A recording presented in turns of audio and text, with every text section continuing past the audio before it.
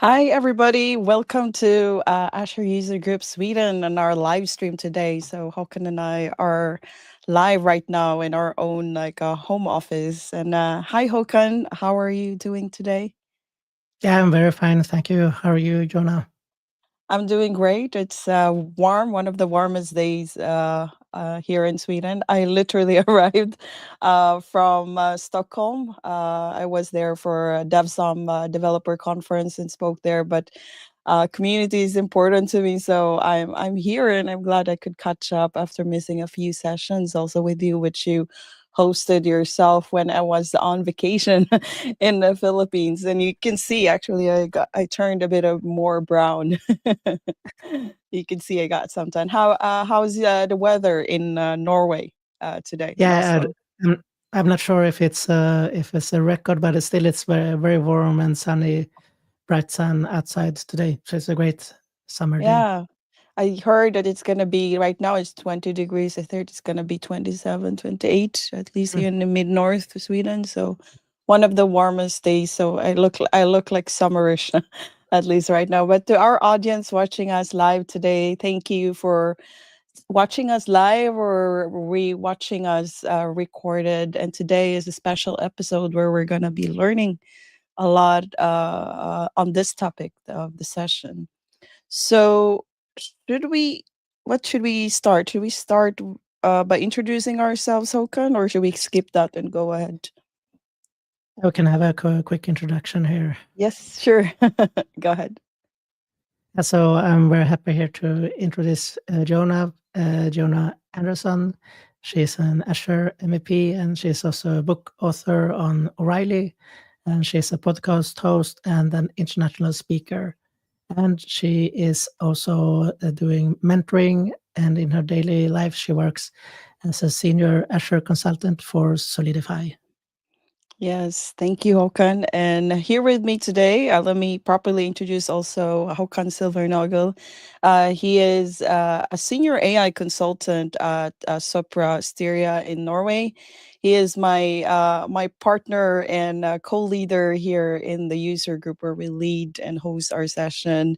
He is also a Microsoft MVP for AI technologies and very active in Norwegian.net user group, AI 42 and AI School. So it's an honor to collaborate with Håkan. He's also a fellow MCT and community lead also. So glad to be collaborating with him and hosting sessions for the community.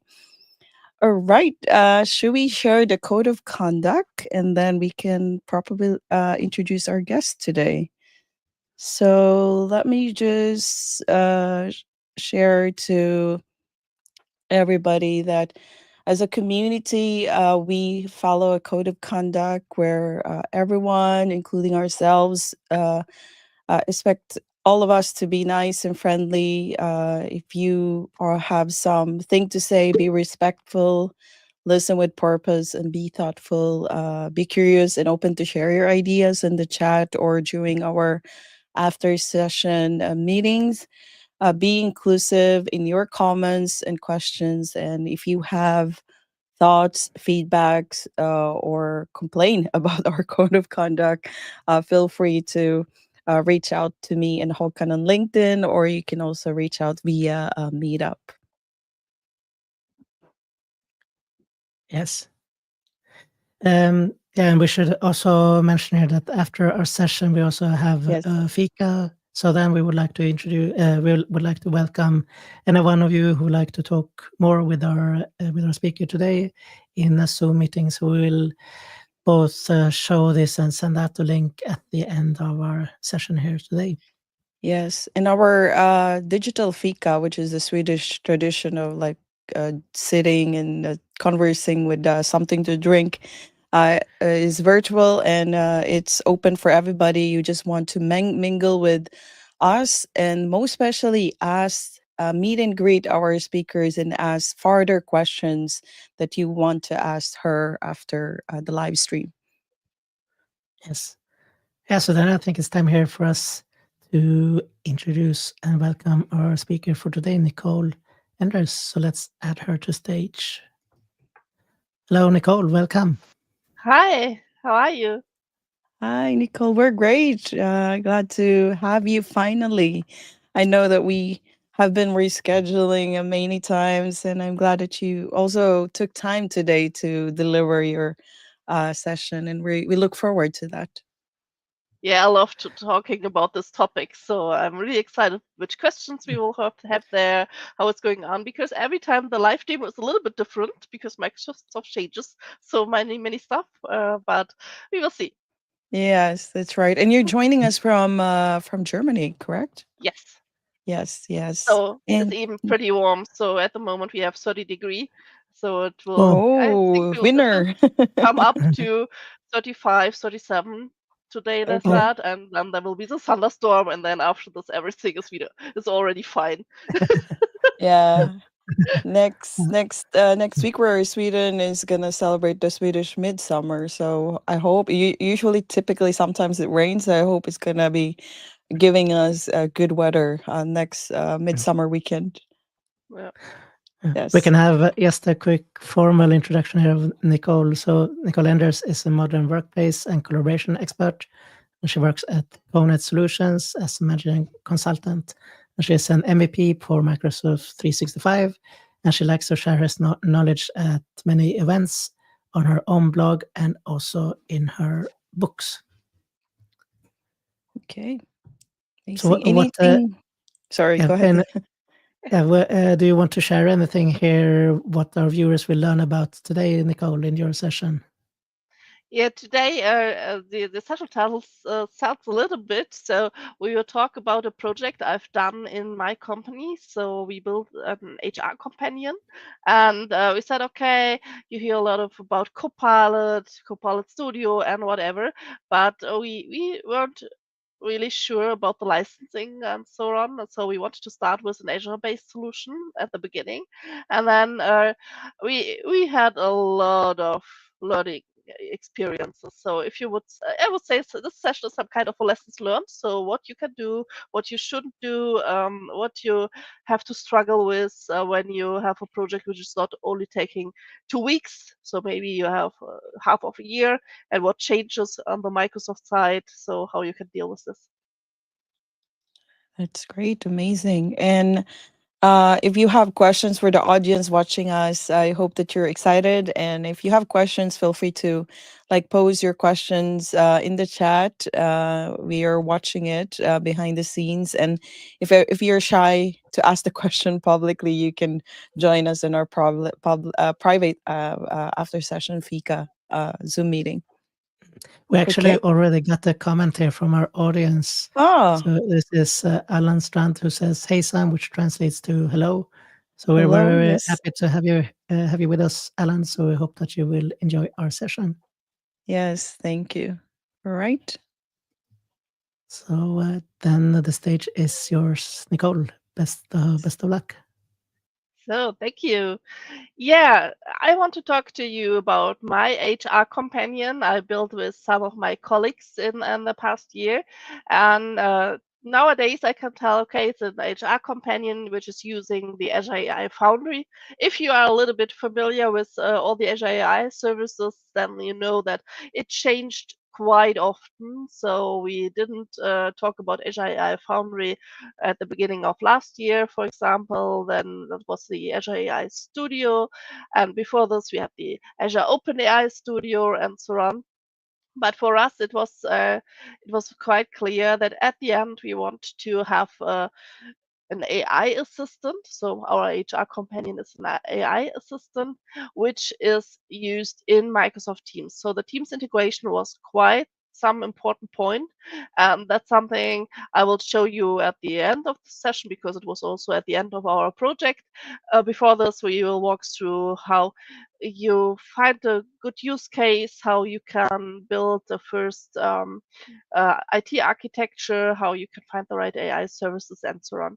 But before I dive into the topic too fast, there was a short introduction of myself. But if you want to connect with me afterwards, you find here the QR codes for my LinkedIn and my X profile. I always love talking with other people about their problems. If I see, okay, you're struggling with something I've shown you here, then let's have a discussion. So on LinkedIn, I post quite often even longer articles about my conferences I'm joining, or at the moment I'm writing the next version of my Microsoft Teams book. So you will find some information there as well. And so that you get an idea what I'm focused on. I brought here my favorite hashtags with me that I'm using on social media. So if we are talking about a non-technical perspective, then it's all about the modern workplace. And then I cannot really decide what I love more. So if it's more Microsoft Teams, or if it's Azure, if it's AI, or the Power Platform, business applications, and so on. I have one topic where I say, okay, it feels a little bit like a hobby because I don't have a customer project for this at the moment. That's a mixed reality. So if you're talking about Microsoft Mesh and joining a Teams meeting with your avatar, going to immersive meetings and so on, then it's a topic where I'm doing sessions out there as well. But if it's nothing which is used really in the daily business at the moment. Maybe this will change. So think about that you will have a holodeck like in Star Trek. You have an AI assistant, and this AI assistant has an avatar and so on. But that's something I think we need to wait a few years until we will have this situation. But for today, we have the HR companion as our topic. And if you think about the business, so I see this in my company, but I see this also at a lot of my customers. Then you have only a few people who are working in the HR department, and there's not good relation or good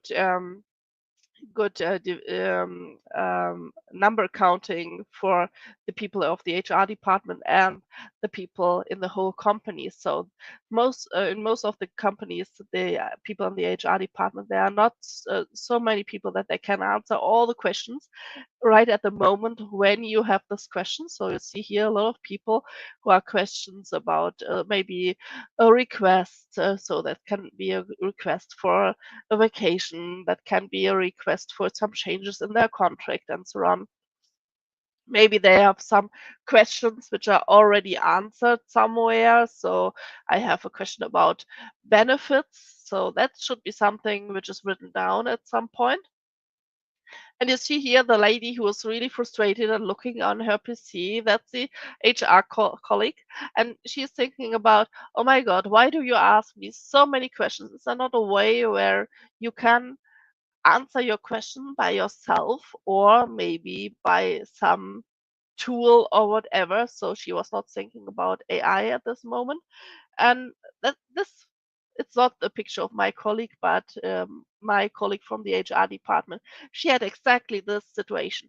So she was thinking about, oh my God, I get so many emails. I get so many Teams messages. The people are calling me, the people are standing in my office, and they're asking questions where I would say, maybe this is a stupid question, because if you go to the intranet, if you watch what we've written down, we had so much effort by writing down everything properly, and the pages in the intranet, they are looking really good.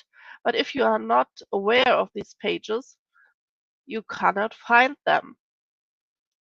Yeah, and then I think there were some example questions where I said, okay, I don't understand if you prepared everything in such a nice way, why don't I find this information?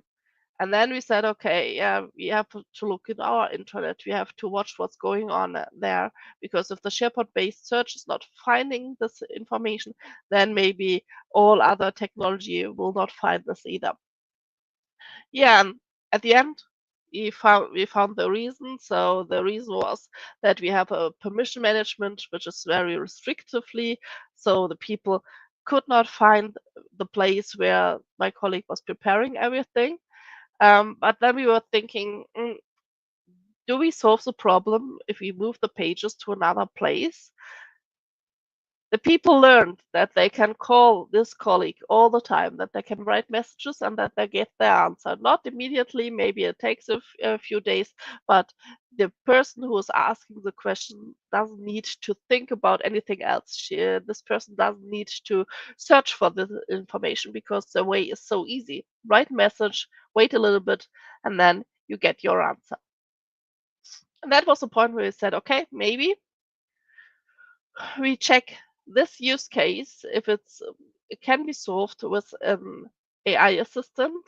We didn't want to roll out the M365 Copilot. We were very sure that this will solve the problem as well, but the licensing, that's too much for the whole company. And if you roll out such a functionality, then it should be available for everybody because every employee has a question for HR.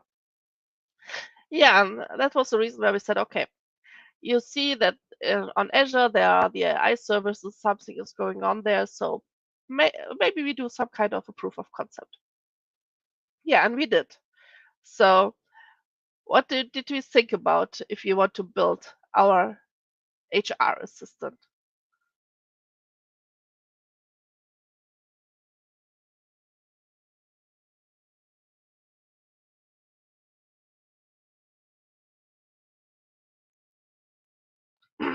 Sorry for a short break. I'm a little bit sick today. But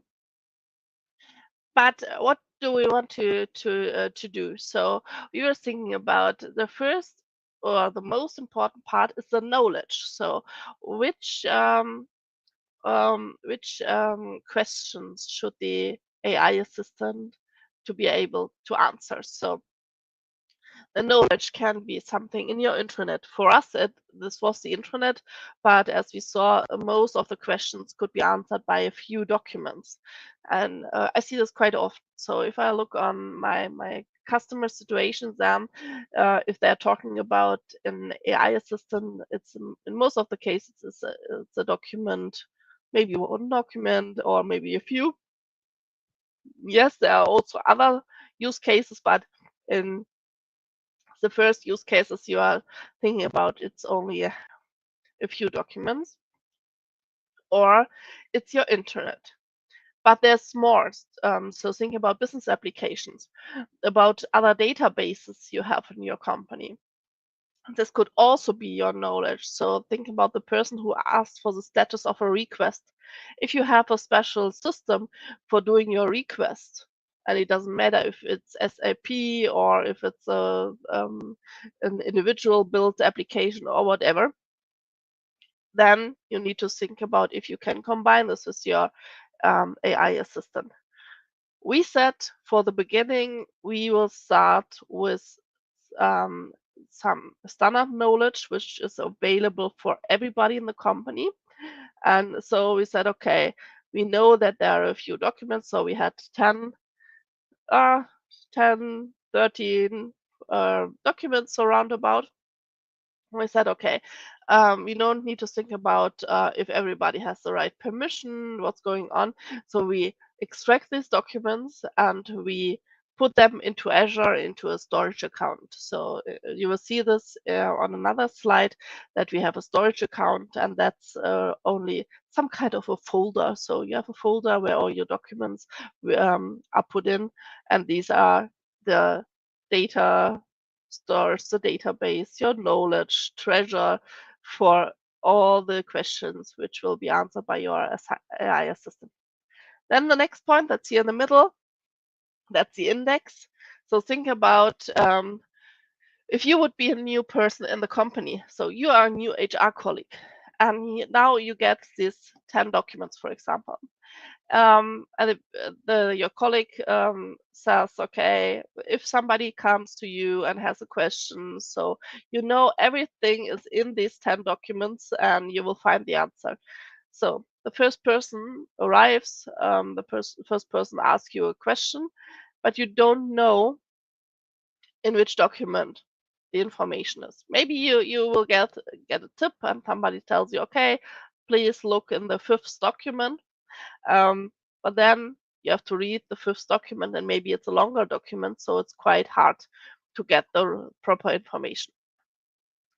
Yeah, and the index is something which is, I would say, it's scanning your documents, it's scanning your knowledge, and it splits your knowledge into several so-called chunks. So chunks, that is a part of your information. So in some cases it's a paragraph, in some cases it's half of a page of your document.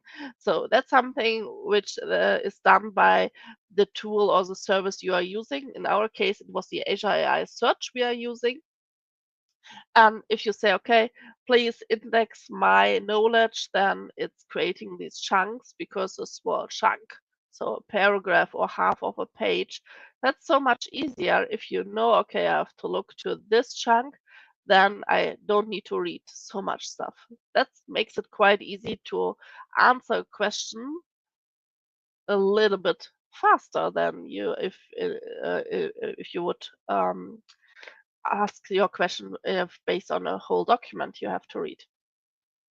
So the index, we have prepared what is the knowledge, which answers or which questions we want to answer. We have the index, so we have the smaller chunks, and then at the end we want to have I would say a usual conversation with the AI assistant. So I want to have a conversation with the AI assistant um, as much as like I would talk to my colleague from the HR department. And that's the point where the large language models come into play. This can be GPT models. So GPT is based on Azure OpenAI. So that are the standard models we all know. With I think we started with 3.5, and at the moment we are at 4.0. I know we could go with more further AI language models, but we are not doing this at the moment because 4.0 is fine for us. And then, there are a lot of other models out there as well. But we will see this when we go into the live demo environment.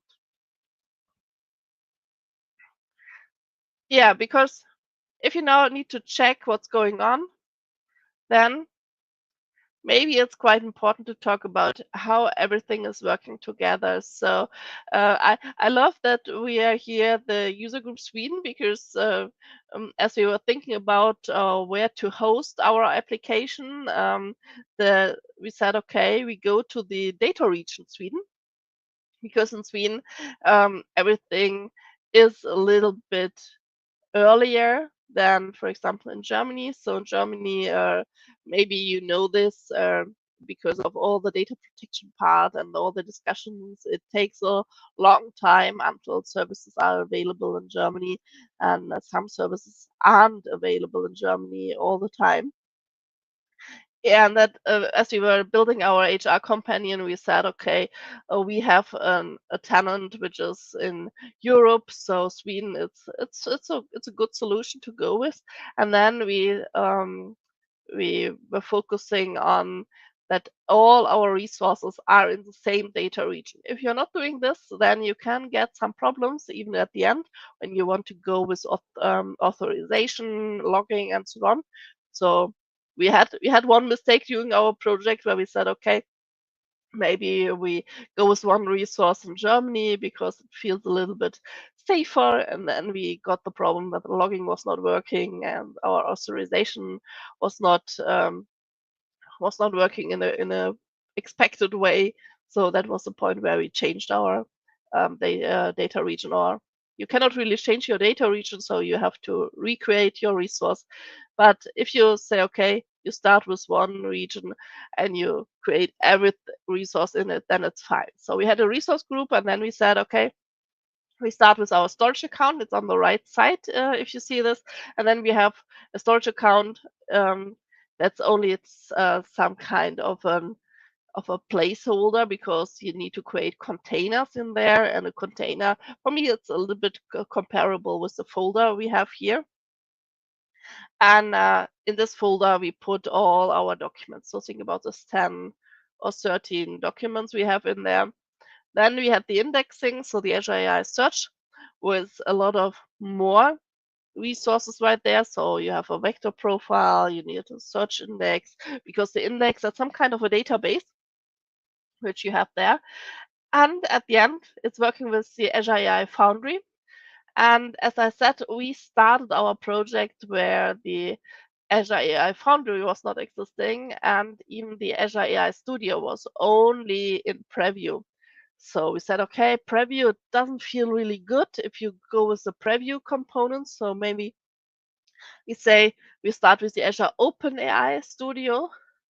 And on the next slide, you will see a comparison because then, okay, Azure AI Studio, it took a little bit longer until our solution was finished because we had a lot of discussions between HR and legal and IT and so on. And then the Azure AI Studio was not in preview anymore, so it was generally available. The OpenAI Studio got deprecated, and then we said, okay, now we need to move to the Azure AI Studio. And then when I was on the last Ignite, then you heard about Azure AI Foundry, and I said, oh my God, that's a service now. But that there's had a lot of discussions with people, and I was really happy as I learned, okay, the Azure AI Foundry is more or less a renaming for the Azure AI Studio. Because if you go to the AI Foundry now, then it's important that you think about, okay, which large language model do I want to use?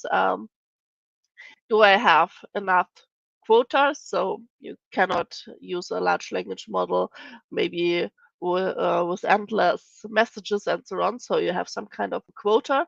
You can ask Microsoft for more, but then you need to add your reason why you need this. And so Microsoft is checking if everything is going in a good way. Yeah, and if you have your large language model, you have your knowledge, it's split by an index, so you have these chunks. Then you can go to the playground and you can check if everything is fine and have a chat. Or you can maybe build an agent, as you see here. Yeah, and we will see the Azure AI Foundry in the live demo, but before I have this mentioning comparison here. So Azure AI Foundry, as I said, was a renaming of the Azure AI Studio. And Microsoft said, okay, a lot of more functionality will be there. But if you compare this, so we started with the OpenAI Studio, and it was only specialized on the GPT models. So in the Azure AI Foundry, you find so much more large language models which can be used.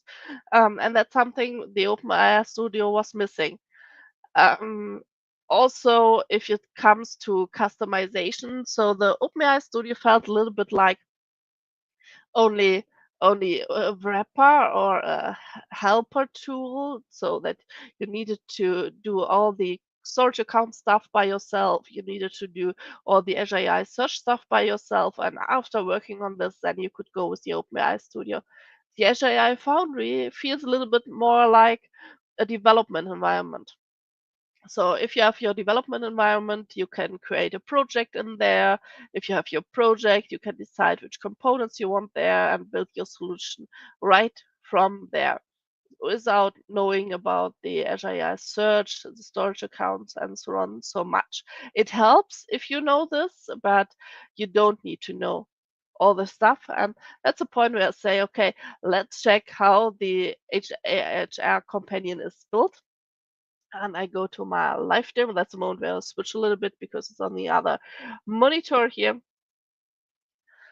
So, and if we are here, so you see we are here in the Azure AI Foundry.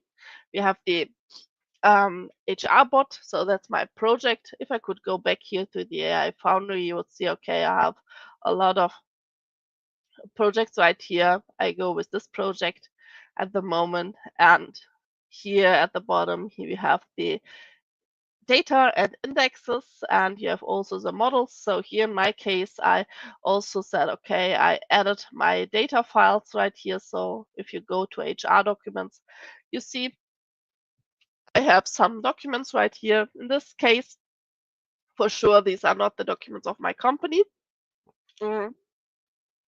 because it's a demo and you see this video on other platforms and so on.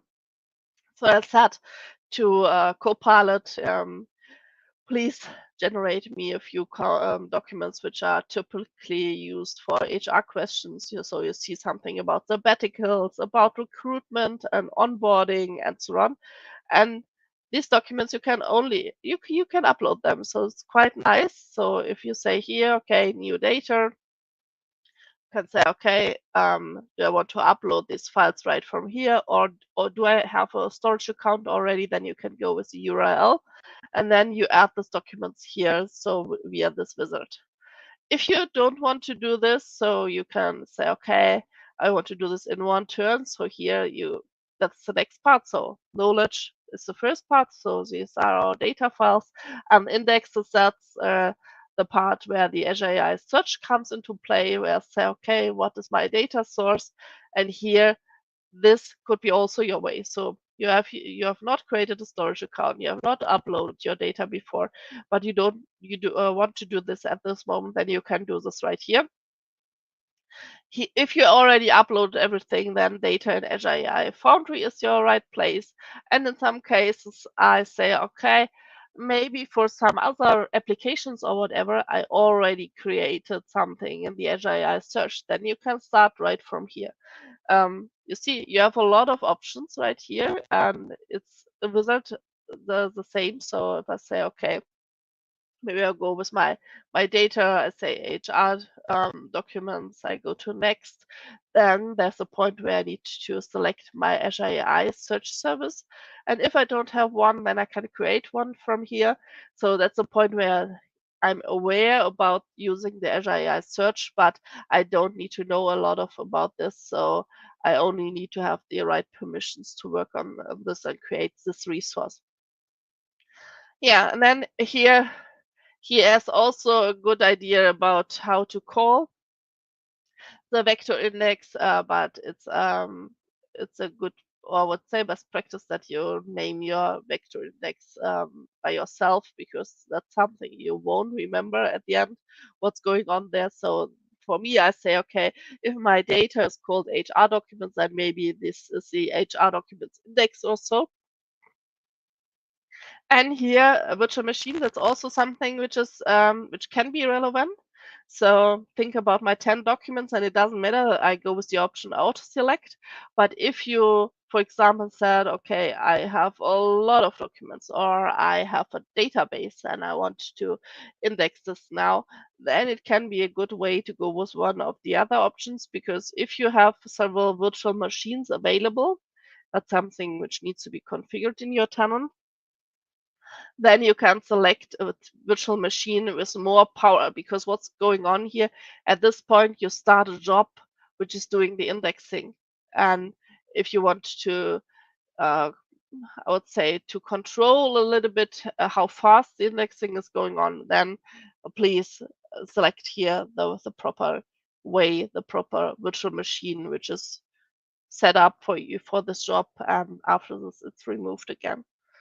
So search settings, maybe I select here this for a moment. I'm not creating this at the end, but here is my Azure OpenAI connection. So if you create the Azure AI Foundry, then you have also an Azure OpenAI instance right there, because that's needed here in this moment. And here at this point, we see an embedding model, because the embedding, that's the way how the indexer understands or decides how to create these chunks. And the embedding model is something which you need to create first. So in my case, I also already created this. But if you didn't do this, then you need to cancel this wizard, and you go back to models and you add your embedding model for this point. So if I go here and I cancel and I go to my models, you will see that I already prepared this. So I have my embedding model, and I have also two other options, the GPT-4o and the GPT-4o mini. And it could also go with more models, and that's where you will see that we have a lot of models out there. So if we go here and check, you see a lot of GPT models, but you will also find Mistral or Llama or whatever. If you want to filter this a little bit more, you can do this right here from the filter section. So maybe you are interested in something from Hugging Face, for example, and you can go with this model right here. So as we saw, the embedding model is something which is relevant for the indexing. But if we want to check out what's going on, because I already created an index and I have my knowledge, then I want to go to the playgrounds.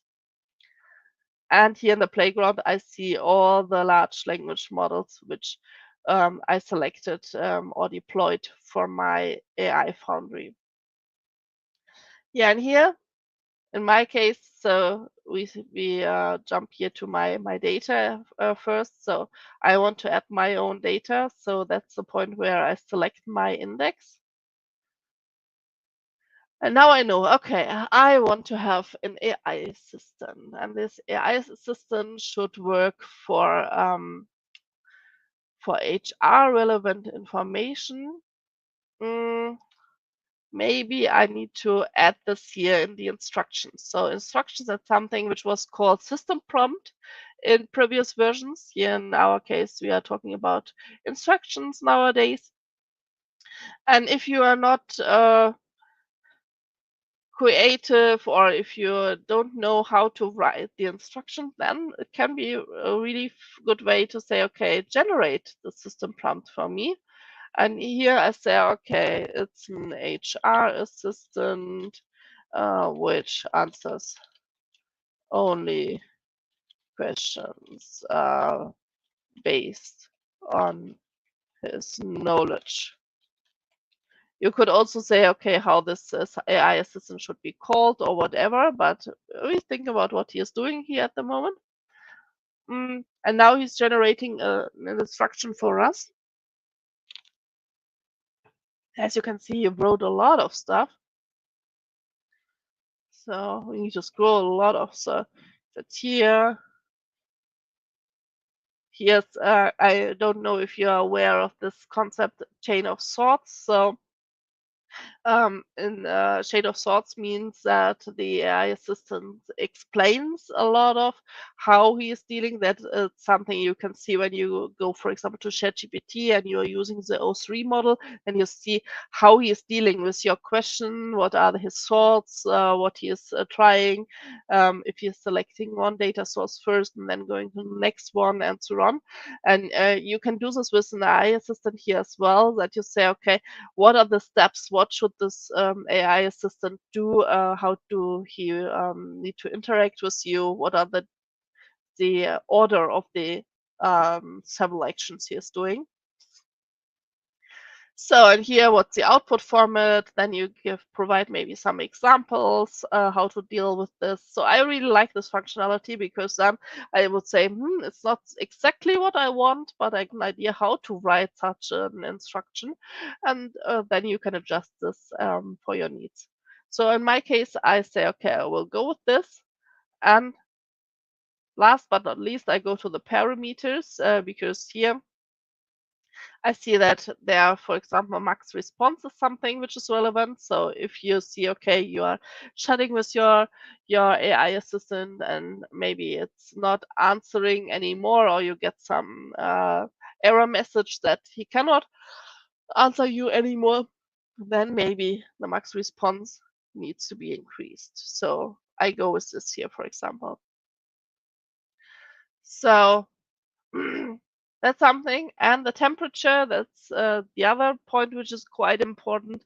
So temperature, I heard this the first time when I was watching the movie Interstellar, because there was a robot, and this robot said, okay, you need to adjust me how much percent I have human humor, for example, or how honest I should be, and so on. And here, temperature means how exactly does the AI assistant release on the knowledge he got.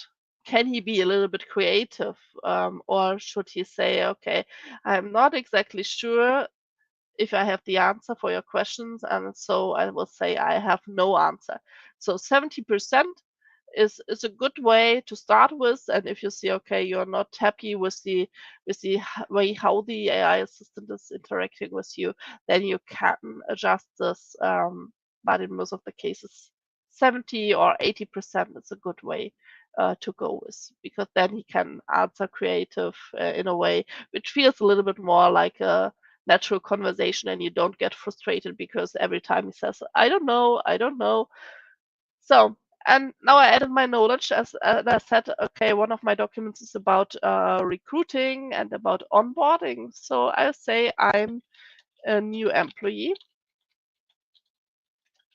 What do I need to know about the company, and how will my first day be?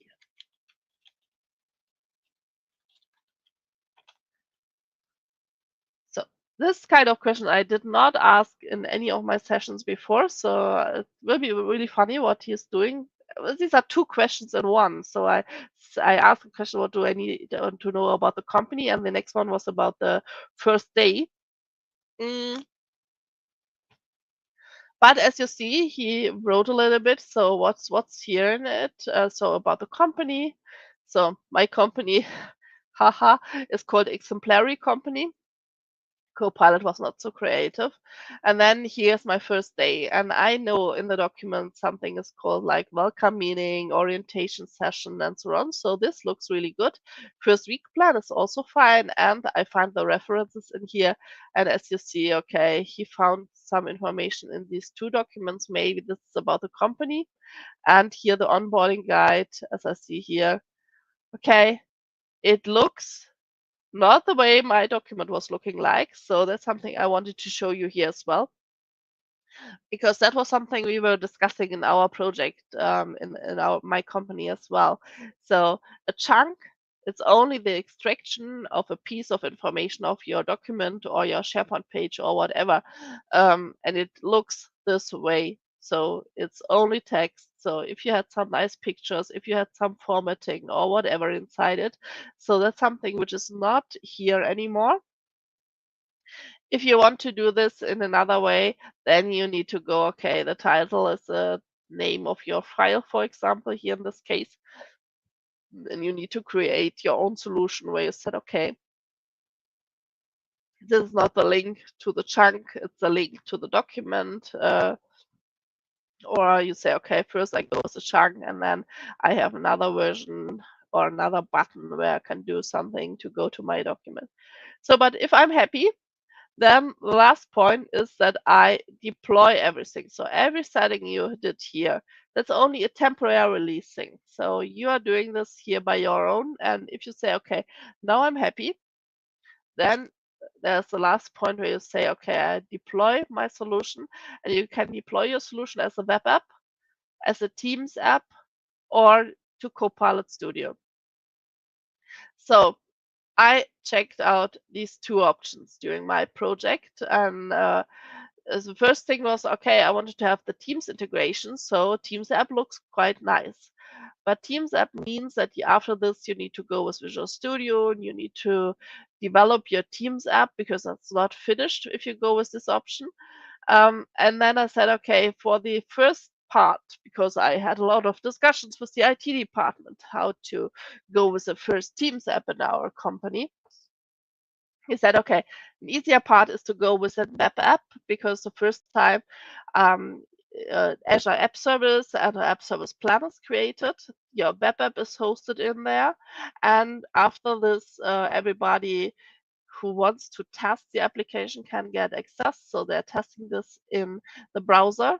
And at the end, we are integrating it into Teams via the standard app. I will show you when we go back to the slides. So the slides, we will see how the developer portal app in Teams can be used to integrate the solution. So if you go here on deploy as a web app, you see here, okay, create a new web app. If you already did this, an update an existing web app would also be an option. You need to select the subscription you're using, and you need to select your existing web app. if you did not do this at the beginning, then the name is relevant and your resource group and the location. I would love if I select my resource group that the location would be selected by my resource group, because I want to have everything at the same data region at the end. But that's something which is not there as a functionality in the Azure portal. You need to select your location every time and remember what is the proper data region you want to use right here. The pricing plan is also relevant. If you did not do anything with Azure at the beginning, then you can go with the free version. We said, okay, if we want to adjust this for maybe for authorization, for some security stuff and so on, then the basic, that's something you should go with, and the free version is for something internal or whatever, so where you test this. And here, enables chat history in the web app. That's also a good point. So think about Copilot, where you can say, okay, what did I chat with Copilot last week, or maybe a day before, or whatever. Then here in our case, you can go with this as well and enable the chat history. That's an Azure Cosmos DB in the background, which is generated. It's not there as a resource. You won't see this in the Azure portal, but we checked this out, that Cosmos DB is behind this to store the information about the chat. Yeah, and that's the point where I would say let's go back, because if we watch the time a little bit, then we need to see what's going on here. So if you deploy your web app, then it looks like this. So think about Contoso as the example company from Microsoft for all the demos. So you see the Contoso logo and the name of the company at the top left corner. And here in my case, I said, okay, now I want to chat. I want to see if everything is working in a good way compared to the playground. And here I get the same answer with the welcome meeting, the orientation session, and so on. So that's something which is working in a good way. I see also the citations. You see here, they're not formatted, as I said. Mm. And that's it. So that was something where we were testing with our colleagues from the HR department if this tool would help them. So, and it was really funny because I I was involved in this project so intensively. I knew every document. So you could ask me at 2 o'clock in the morning, oh, what's in which document, so I could give you every information. So I was the expert at this moment. And then you were testing this, and my colleague asked the question, and then she was not satisfied because she said, okay, the AI assistant is not answering in a correct way. And I was looking on her question, I was looking on her answer, and I said, for sure he's answering correctly. And then she said, no, because the AI system needs to answer my question a little bit different. He needs to say, okay, it depends on the special situation of the employee, and so on. And then I said, okay, that's nothing which is inside the documents. Yeah, and then she said, "Oh, yeah, that can be that it's not in the document." So that is the buzzword implicit knowledge. So the knowledge which is only in the minds of several people in your company or only one single person. And that's the part which took the longest time. So because you need to be aware of this implicit knowledge, and then the people need to write down everything so we can put this here as a part of our knowledge. Yeah, so that was something my colleague needs to work on, so I could focus a little bit more on other stuff. So I said, okay, now is the part where I can do the integration into Microsoft Teams. And in Microsoft Teams, I said, okay, my IT department was happy with the way going with the developer portal app. And here, this is a built-in app. In most companies, it's blocked because the people don't want to have the the employees to integrate everything or whatever. So I I tell you a little bit. My PowerPoint was closed. I don't know why. So I reopen this, and then we are back there right at the place.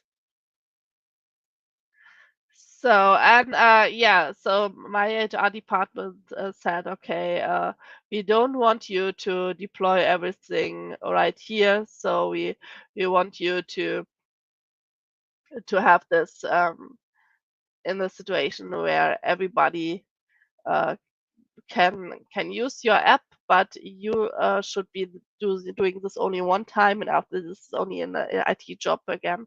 So here, the developer portal app, that was something which was enabled for me. You can do this as a Teams admin, maybe with a policy that only a few people are able to use this app, and maybe you remove the people after this.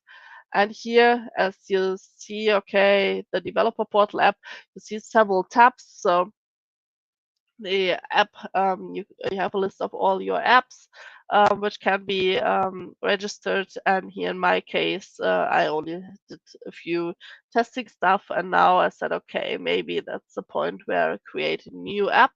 Here in this case, I did this for the reactor a few weeks ago.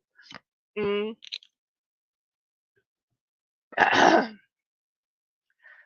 And here, after adding a short name, after adding maybe a longer name, you need to add a short description. You need to go with a longer description. I move forward here because that takes a long time to add everything. Maybe some developer information. So that depends if you have something like guidelines in your company, what needs to be added there. And then we come to privacy policy, terms of use.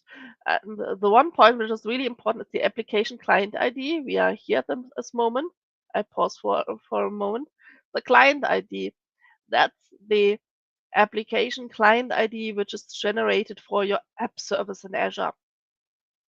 So in Azure, when we deploy our app as a web app, you have the app service, you have the app service plan, and the app service. If you go on this resource, you will see in the header section there's a client ID. You see the tenant ID as well, but that's not relevant for us here at this moment because we are in the same tenant. You need the application client ID, and this is this ID we entered right here. Mm, yeah, and then you have the registration of your app, but you didn't tell Microsoft Teams where this app should show up. So you could do a branding, so like colors and icons and so on. But it's also important to go with the app features. And you see here personal app, or maybe in the group or channel or whatever. So for me, it was quite clear. I want to add my HR companion as a personal app, so it will show up in the left navigation of Teams. I name my tab, so that's the name of the menu item in the left navigation. And then I need the content URL, and the content URL, that's the URL of my web app. So how the people are testing this via the browser. And I added this as a website URL as well, and said, okay, it's a personal tab. And then I thought, okay, I'm an admin of my whole tenant, so everything should be nice.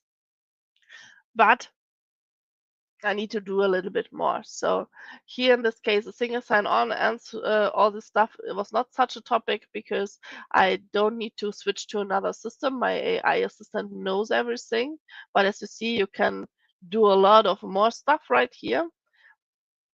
And you could also go further, maybe with the Teams Toolkit. So it's all from starting with an assistant, as we see here, and then maybe going to further options.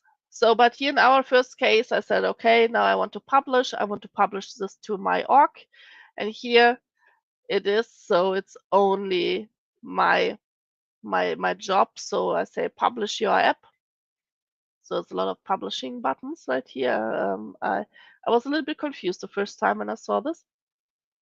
And then it's submitted. And the last point is now that's a point where you need to be a Teams admin because you need to go to the Teams admin center.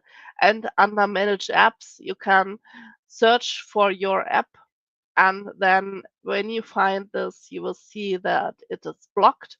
at the moment, and that's something where you can say, okay, I want to approve this app. So here is a way where I say, okay, every information I entered via the developer portal app is here. So you have the application ID, you have maybe your own icon and whatever, and then you click on publish. Reject would also be an option, but in our case, it doesn't really help. So we say, okay, we publish this app, and then it's available for everybody. You will see a notification that it can take several hours until it takes effect. Um, for my experience, it took only a few minutes and then it's there, so you can use this. But maybe that's something where Microsoft want to make sure that you are not opening a ticket when it's not there right after your process.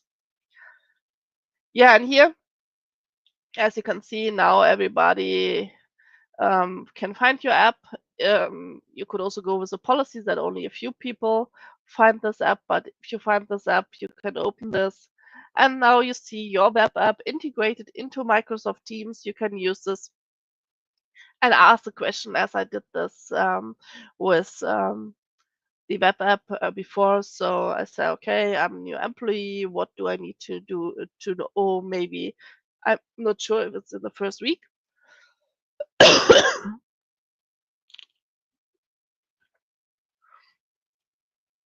And as you see here, I get my answer. The first day agenda is there as well, the first week plan, and so on. Yeah, and I was talking now so much about the HR companion, so maybe that's something where you say, I have other solutions, or maybe I'm looking for other use cases. That's only an example use case. So think about other use cases like for IT support, like knowledge management in general, and so on. So it's only one part. So the first thing is think about what are the pain points in your daily business. Where are people looking for information and you don't find the person, or the person is not available every time, which can answer you a question. So this is a good use case where you could say, okay, I start with, and maybe after this, that's something where you can add actions and whatever. So at the moment, we are discussing a lot of how can we add actions when I get an answer and I want to maybe send a request to a system or whatever. How can we add this one? That's also possible, but the first point is all about knowledge, getting answers, getting information for usual questions and so on. Yeah, that's all I have prepared. So here you find again my QR codes for LinkedIn and X. And now I'm curious if we have some questions. Thank you. Yeah, thank you. Thank you so much for a very interesting presentation, Nicole. Yeah, right. So you see here, I can't really see some questions right now here. Thank you, Nicole, for the great presentation. It was very interesting. Learning something new from you, because my area of expertise and field is different. And when I think about AI Foundry, it's like thinking it how I could develop it with .NET or programming. But it's amazing that you have your use case to like how you could how you built it with your HR tool at work, and it's something that you work in your real project as well, right? Yeah. Yes, yeah. So no questions from the audience. I have a few one question at least in my mind, but maybe Håkan has something, because this is your field or area, Håkan. We might probably have some thoughts on this. Yes, I was just wondering, do you have any tutorials or any links to people who would like to get started on projects like this? How would they go about? Mm, I think I had a few links to Microsoft Learn, so I can add them on my LinkedIn profiles because I'm doing a recap of all my sessions, and then you will find them right there. So I think there are three Microsoft Learn tutorials about how to deal with the Azure AI Foundry first. So the thing I said, okay, I set up everything at the moment here for the session to learn this, and then about the app service and about the logging and the security part, because that was something where we were struggling at the end. And as I said, okay, it's a little bit too much for a session, so I can share this afterwards. That's that's good. No questions, but I have one thought because I did capture a few parts of your session, and I liked watching the architecture, the diagram that you showed. But I'm curious because you did mention you can deploy it on an app service, which Mhm. I think what you did in your project, and then through Teams. But how does it work when it comes to like if you need to do some changes on the implementation? Like if you think about real app development, there's this CI/CD pipeline. You push the code and it gets published automatically to Azure. But how does it work like in this setup or architecture that you had? Yeah, I, I try not to laugh because I had a discussion with one of my developer colleagues, and he was talking about the same stuff as you are talking about. So you have this CI/CD pipelines, and I would say a real programmer would say, "Oh my God, that's boring what you do there because you are clicking every time." So we had two new versions of our AI assistant. We're working on the data, on the index, and so on. And then we said, okay, now it's the time when we need to redeploy everything. And then you need to think about, is it some kind of an inspection window? So maybe on Friday in the afternoon, nobody's working on this anymore. So nobody is using. You have a message in the intranet, and then we are clicking the process, we are rebuilding. So you have no CI/CD possibility at this way how I showed this. So it's a manual way, and then you need to decide, okay, when is the point where the people can do this? But as my colleague told me, okay, there's a proper way in Azure how you can deal with applications and so on. I said, yeah, the next time maybe we need to Yes. recheck how we can do this.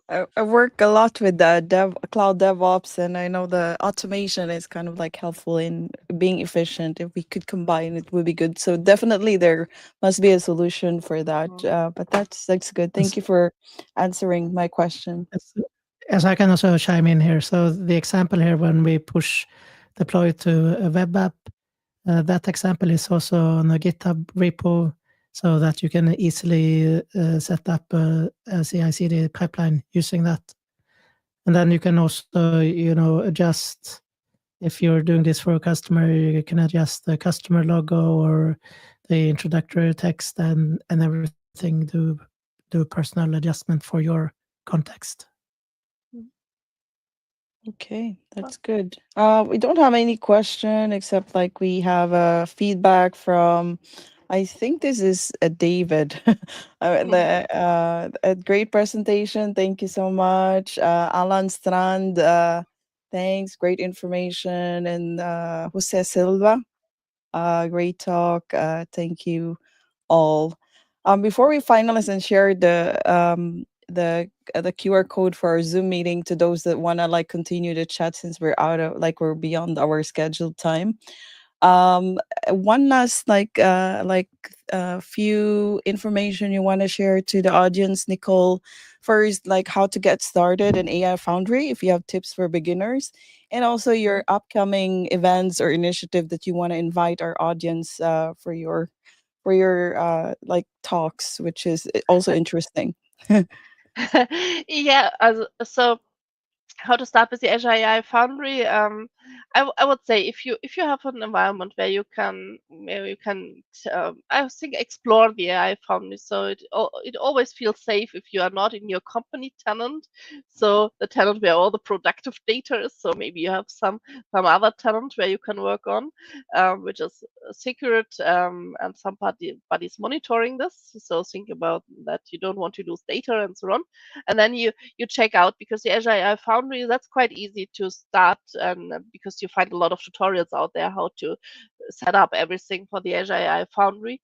And then mix maybe with the link I will share after the session, so how to do the first parts. And then explore it by yourself, go to the playground, add some data and so on, because you can read a lot of articles out there. But every time when I'm doing this for the first time by my own and I'm checking out this on the system itself, then I learn so much more. So I would say go to an environment where you don't need to fear that you break something or whatever, and then you are doing this. And even if you're doing everything wrong, which could be done wrong, then you can remove these resources and set them up again. And Yes. for my upcoming events, I'm doing a lot of sessions out there. So next week I'm in Linz, at Experts Live Austria. I'm doing their session about the HR companion again, but also another session about Copilot Studio, how you can start with. And the week after, I'm in Salzburg. I'm doing sessions about digitalization with Power Platform, and I'm talking about my hobby topic, so about Mesh again. And then there will be a summer break, so there it takes some time. So during July and August, there are not so many sessions, but then in the fall, I think I will talk about all my favorite stuff again. There are several events which come up. That's awesome. Sounds like you have some a few events coming up and knowledge sharing before the summer break. We're gonna have one more session also next week, and then we will be taking a summer break. Håkan disappeared. Maybe he's having a technical a technical issue. I'll just temporarily remove him. I think let's see if he comes back soon. I think he has a technical challenge right now. But we're about to end. Let's see if he can catch up with us. But otherwise, let me just go ahead and share our QR code for the Fika. So first, this is our call for speaker. By the way, first for those that like beginners or members of our community that wants to speak, share knowledge about Azure or anything AI related within Azure, that's fine as well. And then join us in our community meetup because we do have another Azure AI related topic coming up in June 28th, in 2 weeks after the midsummer. We have a session scheduled as well. And later, feel free to join us on our digital fika if you want to just like chat with Nicole for a few minutes for more questions. Otherwise, we hope to see you again on the next event scheduled. And thank you so much, Nicole, for joining us. I got a message from Håkan that he's having. Oh, he's back. Let's see. Okay. Yes, All I'm right. back now. You made it, Håkan. Oh, the power of live streaming. I was about to say goodbye, but I would just want to say thanks to Nicole for her Yeah. time. And you did mention that you were a bit sick. So Yeah. get well soon. Thank you. Yeah, thank you for having me. Yes, you're welcome. Håkan, last few words before we end the stream. I just want to wish everyone a wonderful day here in the summer holidays. Yes, especially today, must be very warm. So I look forward to get out and get some fresh air and enjoy the weather. But everyone that joined us, watching us, recording, thank you so much and enjoy the weekend. And hope to see you in one of our last session before our summer break, and that will be in the 28th of June. So bye bye and thank you. Tack så mycket in Swedish. Bye bye. Bye.